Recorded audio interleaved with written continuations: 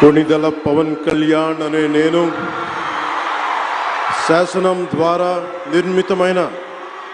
భారత రాజ్యాంగం పట్ల నిజమైన విశ్వాసం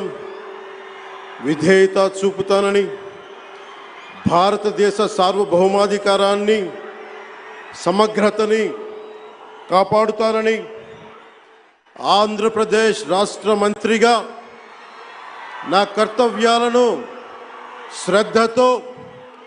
అంతఃకరణ శుద్ధితో నిర్వహిస్తానని, భయం కానీ పక్షపాతం కానీ రాగద్వేషాలు కానీ లేకుండా రాజ్యాంగాన్ని శాసనాలని